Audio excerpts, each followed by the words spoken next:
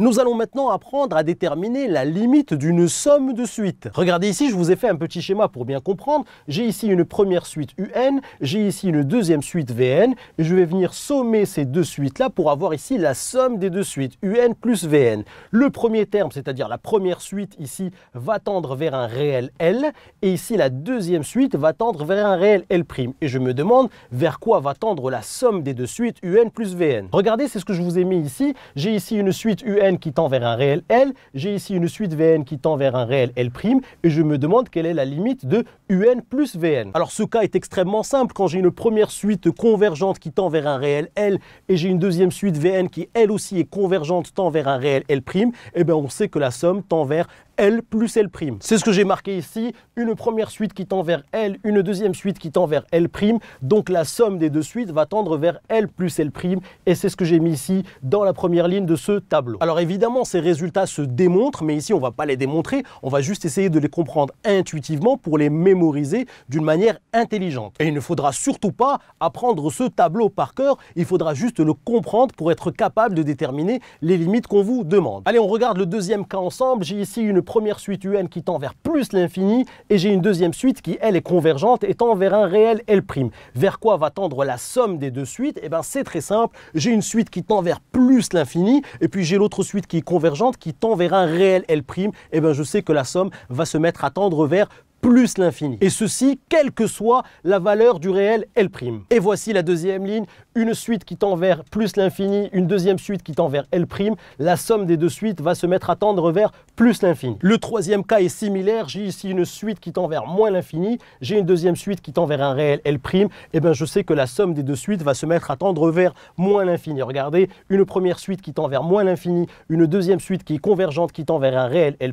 Et bien je sais que la somme va se mettre à tendre vers moins l'infini, et ceci quelle que soit la valeur du réel L'. Quatrième cas extrêmement simple à comprendre, j'ai une première suite qui tend vers plus l'infini, une deuxième suite qui tend vers plus l'infini. Si je somme ces deux suites-là, eh ben la somme des deux suites va aussi tendre vers plus l'infini. C'est quelque chose de très intuitif, on le comprend parfaitement. Le cinquième cas, exactement le même raisonnement. J'ai une première suite qui tend vers moins l'infini, j'ai une deuxième suite qui tend vers moins l'infini. La somme, évidemment, va tendre vers moins l'infini. C'est ce que je vous ai mis ici. Regardez, limite de UN égale moins l'infini, limite de VN égale moins l'infini. La somme de ces deux suites va se mettre à tendre vers moins l'infini. On va voir ensemble ici le dernier cas. Regardez, j'ai une suite qui tend vers plus l'infini, j'ai une deuxième suite qui tend vers moins l'infini. Alors évidemment, la somme va tendre vers 0. C'est normal. Quand j'ai quelque chose qui tend vers plus l'infini, j'ai quelque chose qui tend vers moins l'infini, et bien la somme, on voit bien que ça tend vers 0. Absolument pas, absolument pas, absolument pas. Attention pour ce dernier cas, quand une suite tend vers plus l'infini et quand j'ai une deuxième suite qui tend vers moins l'infini,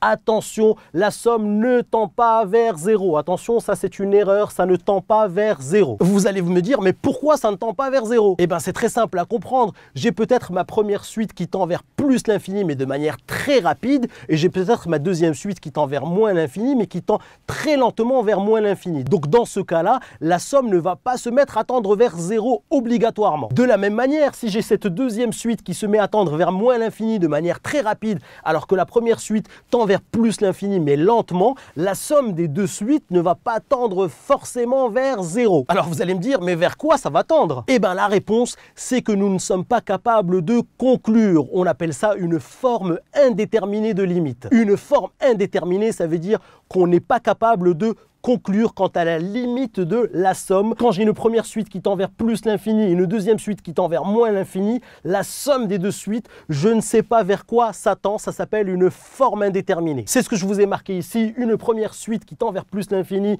une deuxième suite qui tend vers moins l'infini, la somme, je ne suis pas capable de conclure et je vais dire que c'est une forme indéterminée, c'est ce qu'on appelle une FI. Et là, je vous ai mis des panneaux de attention, attention, attention à ce cas-là, plus l'infini, plus moins l'infini, la somme, c'est une forme indéterminée, on n'est pas capable de conclure. Alors dans les exercices, évidemment, on va apprendre à contourner ce problème, c'est ce qu'on appelle lever l'indétermination pour faire en sorte de ne plus être dans ce cas-là, mais être dans un cas où on peut conclure directement. Ça s'appelle lever l'indétermination et on le verra dans le cadre d'exercices.